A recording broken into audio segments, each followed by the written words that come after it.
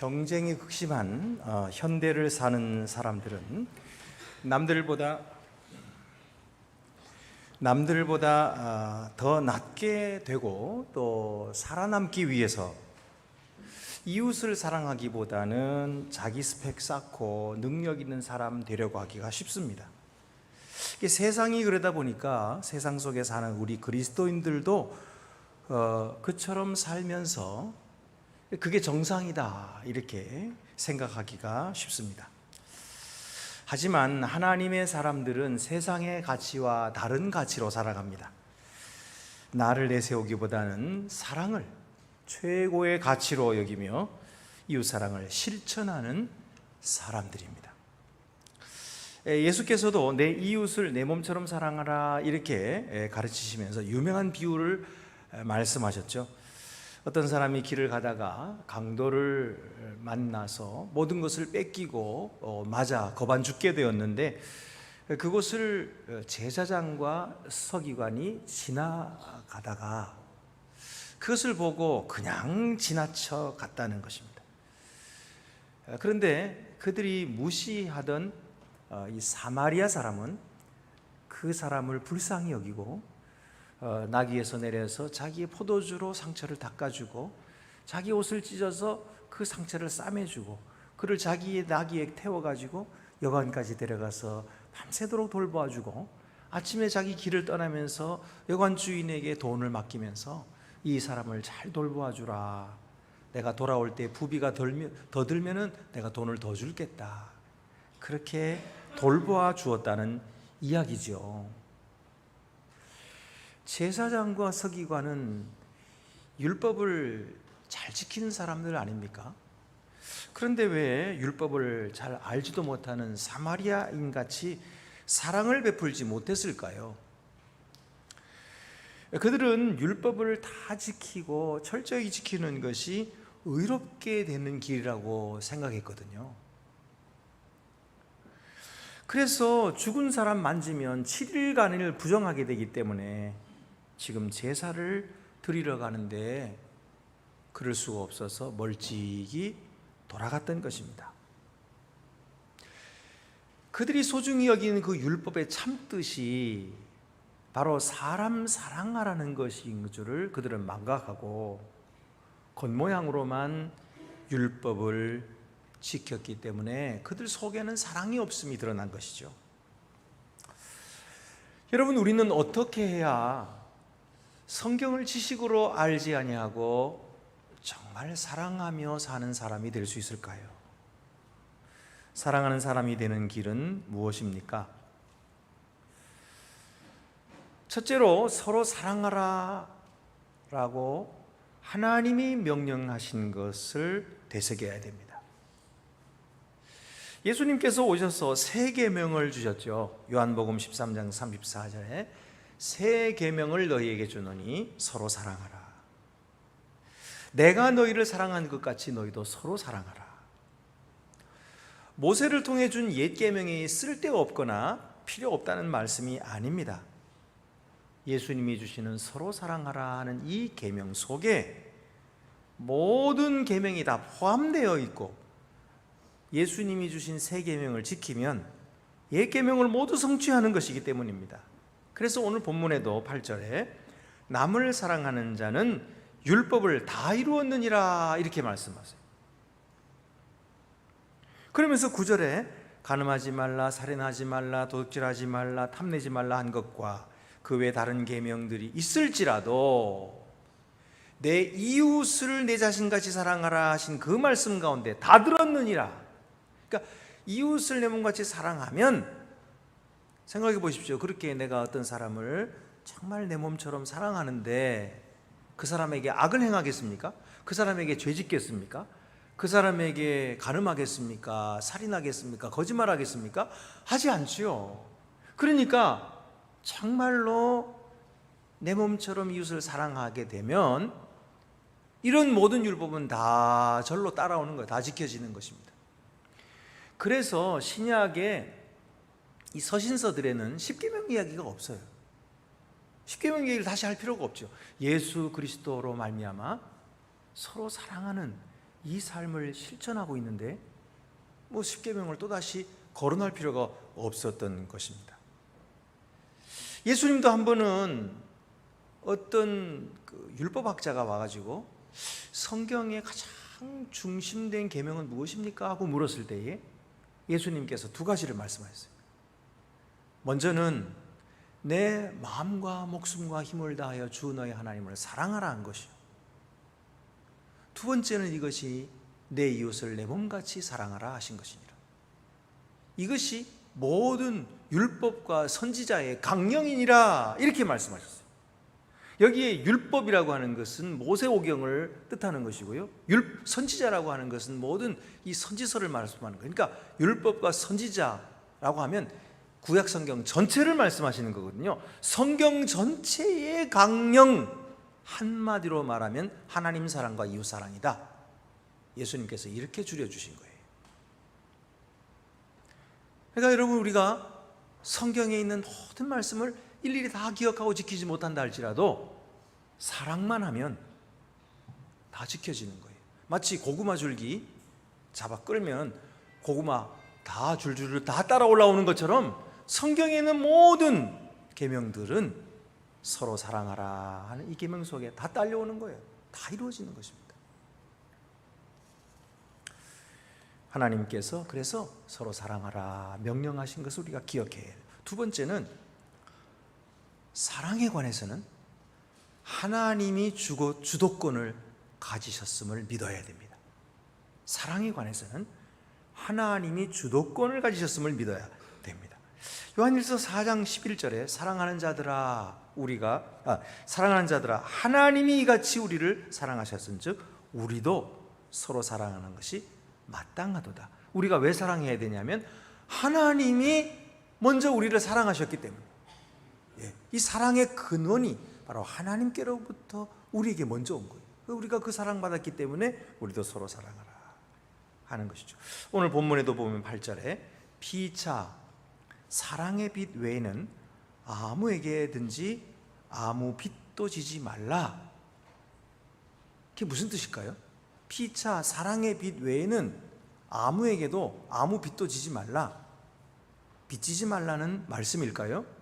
아니에요. 거기에 방점 찍힌 것이 아니에요. 그 다음 말씀을 쭉 보면은 결국 사랑하라는 이야기지 빚지지 말라는 얘기가 아니거든요. 그러니까 빚지지 말라는 얘기가 아닌데, 어쨌든 어떤 사람들은 본문이 그리스도인의 재정생활을 말씀하시는 것으로 믿고 빚지는 것은 죄라고 말했습니다. 경건한 중국 선교사였던 허드슨 테일러는 절대 빚져서는 안 된다고 가르쳤고 자기도 그렇게 살았어요. 위대한 침례교 설교자였던 찰스 스펄전도 같은 확신을 가졌습니다. 그러나 성경은 돈을 빌리는 것이나 이자를 남기는 법적인 대출 거래를 금지하지 않고 있습니다. 성경이 금하는 것은 고리대금업, 형제를 갈취하는 것, 또는 정직하게 빚을 갚지 않는 것입니다. 아무 빚도 지지 말라라고 하시는 이 말씀은 그러니까 결국 불필요한 빚을 지지 말라 하는 것이며 감당할 수 없는 계약을 맺지 말라는 것입니다. 그런데 본문은 이런 재정생활을 말씀하는 것이 아니고 다른 빚은 지지 말아야 하지만 오히려 사랑의 빚은 적극적으로 지도록 하라라고 말씀하시는 거예요.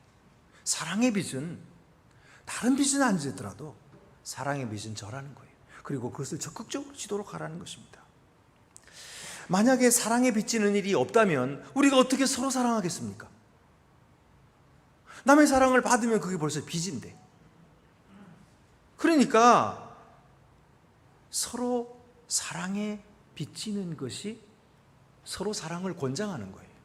그리고 서로 사랑하는 길입니다.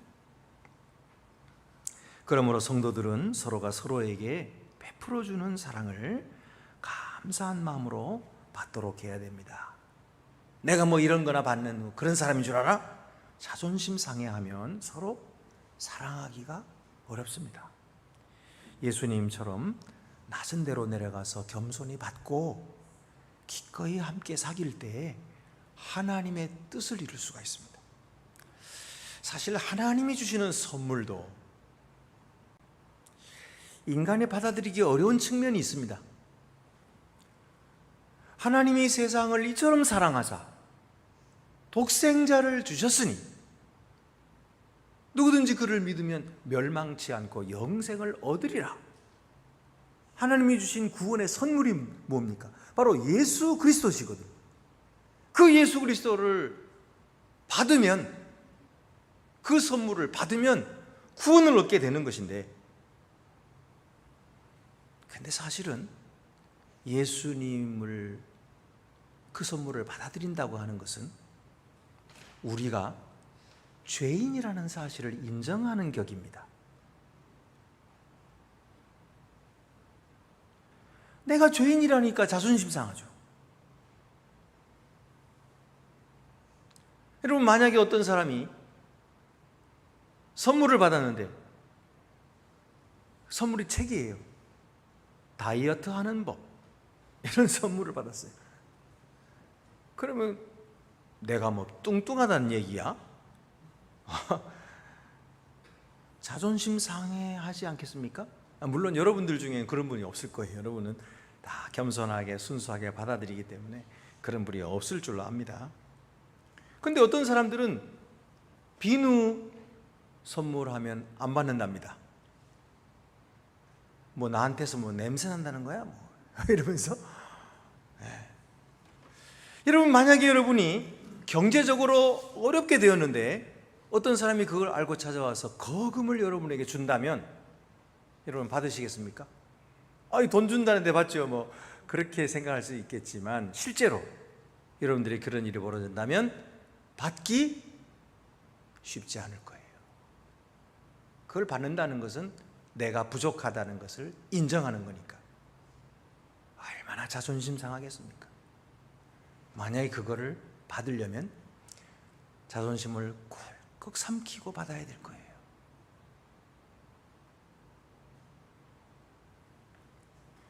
그래서 팀 켈러 목사님은 히든 크리스마스라고 하는 그의 책에서 예수 그리스도께서 내주시는 선물이야말로 당신의 자존심을 완전히 버려야만 받을 수 있다. 진정한 선물을 받으려면 내가 죄인임을 인정해야 한다. 은혜로 구원받아야 한다. 내키지 않더라도 아주 낮은 데로 내려가는 것이다.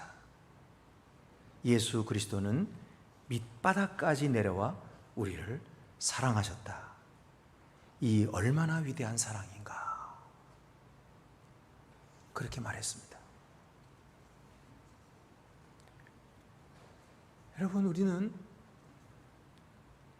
우리의 자존심을 내려놓고 내가 죄인인 것을 인정할 때에 세례받았어요. 그래서 예수를 믿을 수 있었고 구원받을 수 있었던 것입니다.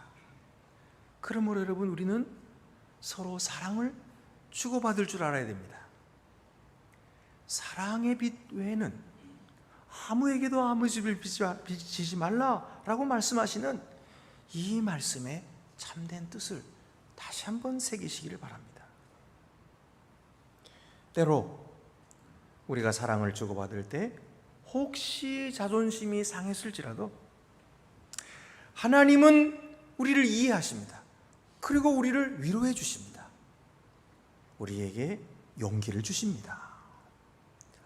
우리가 서로에게 상처를 받았을지라도 또다시 사랑할 수 있는 그것은 바로 하나님의 능력입니다. 하나님께서 우리를 그렇게 겸손하게 만들어 주셨어요. 왜냐하면 우리 속에 겸손하신 예수님을 모셨기 때문이에요. 그러므로 사랑에 관해서는 하나님이 주도권을 가지셨음을 믿어야 됩니다. 세 번째로는 하나님의 사람들은 그들의 사랑에 의해서 알려지게 되는 것입니다. 요한복음 13장 35절에 너희가 서로 사랑하면 이로써 모든 사람이 너희가 내 제자인 줄 알리라, 그렇게 말씀했어요. 세상 사람들이 우리를 보고 뭘 보고 우리가 예수님의 제자인 줄 알게 될까요? 예수님은 단 한 가지, 이것 보고 너희가 내 제자인 줄 알라. 그게 뭐예요? 서로 사랑하는 것 보고.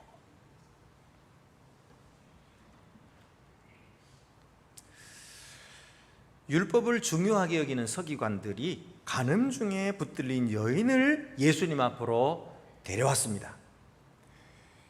그리고 예수님께 묻습니다. 율법에는 이런 여자를 돌로 치라고 했는데 당신은 뭐라고 하시겠습니까? 돌로 치라 하면은 율법은 지킬 수 있을지 모르지만 예수님께서 지금까지 말씀하신 사랑과 용서는 다 무너지는 거예요. 그러니 치지 말라 또 그렇게 하면 사랑은 실천할지 모르지만 돌로 치라 하신 율법은 어기게 되는 거예요. 그러니 이러지도 못하고 저러지도 못하는 곤란한 상황 속으로 예수님은 빠뜨려 놓은 거죠. 그들은 이 율법과 사랑이 서로 모순된다고 생각하고 속으로 쾌재를 부르고 있었을 것입니다. 그러나 예수님 안에는 사랑과 율법은 모순이 아니에요. 사랑과 율법은 한 덩어리였던 것입니다. 율법도 하나님이 인간을 사랑하셨기 때문에 사랑으로 주신 것이고, 예수님이 이 세상에 오신 것도 사람들을 사랑하셔서 자기 생명을 주시려고 오시고, 예수님은 율법을 존중하셔서 다 지키시고 율법을 완성하러 오셨기 때문이에요. 그러니까 예수님 안에는 사랑도 율법도 하나였던 것입니다. 그래서 예수님은 그들에게 말씀하셨어요. 너희 중에 죄 없는 자가 먼저 돌로 쳐라. 그 말을 들은 사람들은 양심의 가책을 느끼기 시작했어요. 나도 허물이 있는데, 나도 죄가 있는데 저 여자 돼 있다고 내가 어떻게 정죄하고 돌을 던져 죽일 수 있겠나. 그래서 어른부터 시작해 젊은이까지 하나씩 돌을 내려놓고 다 돌아가 버리고 말았답니다. 그래서 남은 사람은 예수님과 가운데 서는 여자만 남았어요. 그래서 예수님께서 여자에게 물었습니다. 여자여, 너를 정죄한 자들이 없느냐? 여자가 예수님께 대답했어요. 예, 없나이다. 예수님께서 여자에게 말씀하셨어요. 나도 너를 정죄하지 아니하노니 가서 다시는 죄를 범치 말라. 예수님은 사랑해 주셨고 예수님은 용서해 주셨어요. 그리고 그를 자유케 해주셨어요. 여러분, 오늘 우리가 이 사랑을 받았거든요. 그래서 죄 용서함 받고 하나님의 거룩한 자녀가 된 거예요. 그래서 우리 속에는 율법으로 남을 정죄해서 남을 고치려 하고 나를 고치는 게 아니라, 세상을 고치는 것이 아니라 오직 사랑으로, 용서로, 이해로, 관용으로, 기도로, 축복으로 하나님의 나라를 건설해 가는 것입니다. 목사님, 그게 말 됩니까? 목사님 뜻대로 잘 될 것 같아요? 어떻게 그렇게 사랑만 하면은 세상에 무슨 질서가 서겠습니까? 저도 그렇게 생각합니다. 근데 저도 모르겠어요. 근데 성경은 그렇게 말씀하고 있어요. 예수님은 계속해서 그렇게 말씀하시는 거예요. 오늘 성령께서 오늘 우리들에게 감동시켜주고 계세요. 이것이 진리다. 이것이 하나님의 나라다. 너희는 그 하나님의 나라를 위해 부름받았다. 너희가 정말로 세상 속에서 세상을 변화시키고 하나님의 일꾼이 되려면 그렇게 해야 된다고 말씀하고 계십니다. 저도 이해가 안 돼요. 정말 그렇게 될까요?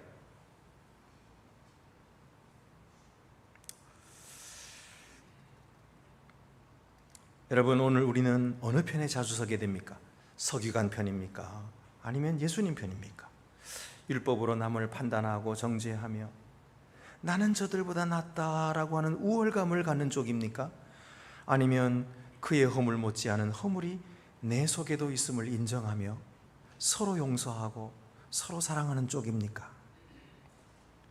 제사장처럼 내 일을 위하여 일하는 데가 바쁘다 라는 핑계로 사랑 베풀기를 유예하며 지나치는 쪽입니까? 아니면 선한 사마리아인처럼 내가 손해를 보더라도 내 시간을 들여서 어려움 당한 이웃을 돌보고 사랑으로 나누어 주는 쪽입니까? 사랑의 빛 외에 어떤 사람에게도 어떤 빛도 지지 말라라고 말씀하신 이 귀한 말씀이 오늘 우리가 지금까지 사랑하려고 애써온 우리의 삶을 더 사랑하게 하시고 사랑으로 감동시키시고 사랑의 귀한 도구가 되게 해 주실 줄로 믿습니다. 기도드리시겠습니다. 은혜로우신 아버지 하나님, 우리는 사랑해야 할 줄 알면서도 여러 가지 핑계를 대고 사랑하지 않았습니다. 내가 할 책임은 다 했다고 그렇게 말하면서도 정작 해야 할 사랑은 빠뜨리고 있었습니다. 주여, 저희의 잘못을 용서해 주시옵소서. 우리를 위해서 친히 목숨 버리시고 십자가에 고난 받으시고 죽으시는 예수님의 그 사랑, 오늘도 저희들에게 깨닫게 하시고 또 풍성하게 넘쳐나게 해주셔서 그 사랑으로 서로 사랑하는 교회, 서로 사랑하는 성도, 서로 사랑하는 나라를 더욱 가꾸어 가도록 힘과 능력을 더하여 주시옵소서. 우리 주 예수 그리스도의 이름으로 기도드립니다. 아멘.